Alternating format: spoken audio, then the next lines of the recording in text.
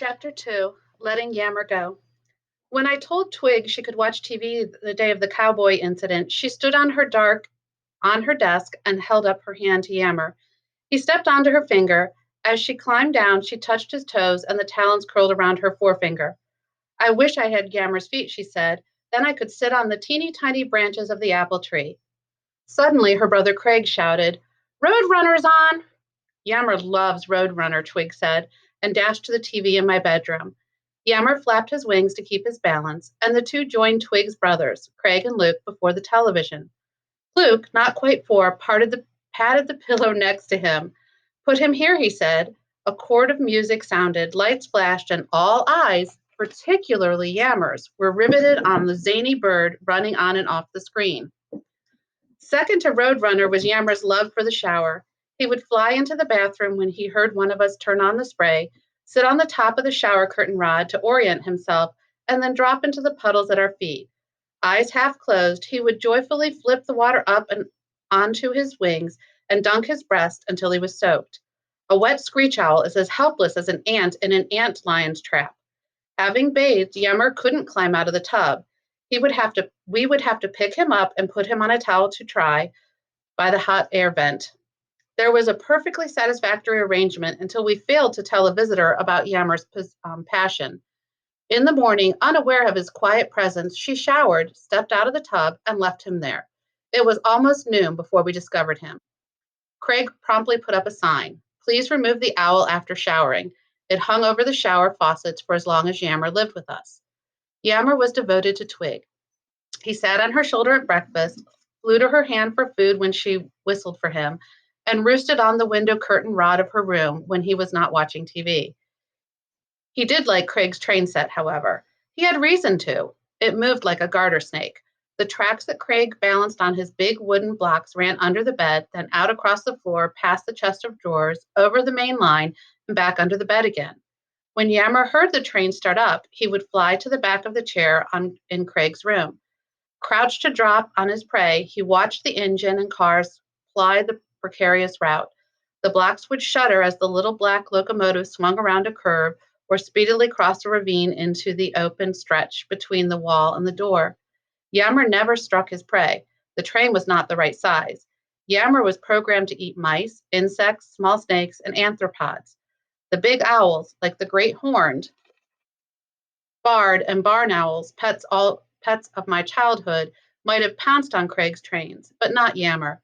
He just sat and watched. In a house that lacked diving blue jays and scurrying chipmunks, Black Darling, as Craig called the Lionel train, was biologically diverse to Yammer.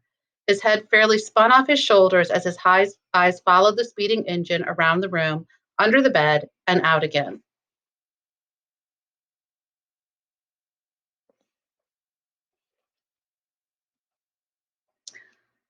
Often the train wrecked. Craig ran it on the bleeding edge of disaster, and when the building blocks shifted too much, Black Darling would jump the tracks, knock down the trestles, and careen through the air before coming to rest on its side, wheels spinning.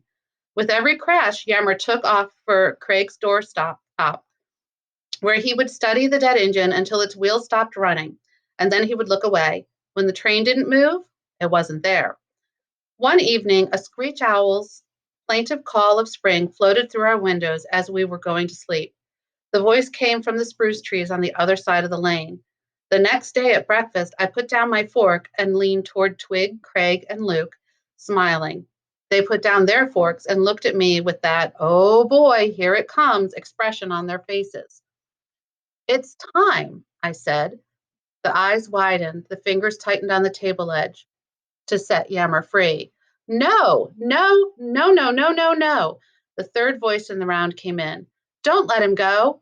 "He'll stay around," I said. "It will be lovely to have Yammer in our woods, flying, calling to us at night, and coming to the window for a mouse or two." "No, no, no, no, no." "Maybe he'll even have owlets and bring them to us."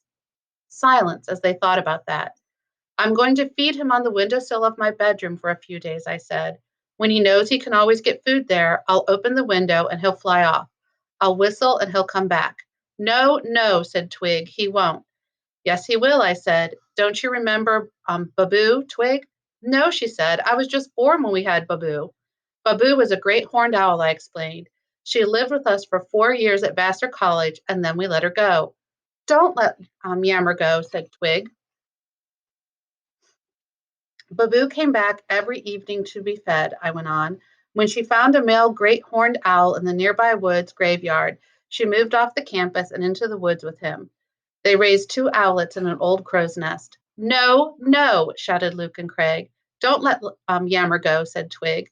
A week later, we met in the bedroom. Yammer had been eating mice and chickens on the windowsill for a long time now. I said, the moment has come to open the window. They looked at me as if I were an owl executioner. He'll be back. He's very hungry. Eyes widened in disbelief. No one spoke. He'll fly to the basswood tree to get his bearings, I said quietly, and then I'll whistle the come get the food call, and he'll be right back. No, don't, said Twig. We'll feed him just a little bit tonight, I continued. He'll still be hungry tomorrow, and he'll come back for more. We'll do this every night until he can hunt on his own. I was facing an audience of skeptics. I had to convince them. When I was a kid, I hastened to say, we had a barn owl named Windy. He was Uncle John and Uncle Frank's lovable owl. They set him free, and he came to the sleeping porch every night to be fed. Yammer will, too. Yammer's not a barn owl, said Craig. That evening, we let Yammer go. Twig was hopeful. She trusted that Yammer would come back. Craig was still skeptical, but Luke was brightened by a new awareness rising in him freedom. The owl would go free. He liked that. As we opened the window, Yammer blinked his golden eyes and swung his head in a wide circle. He saw the basswood tree, Mr. Ross's spruces, the sky, and the rising moon. Spreading his wings, he floated into the twilight. We never saw him again.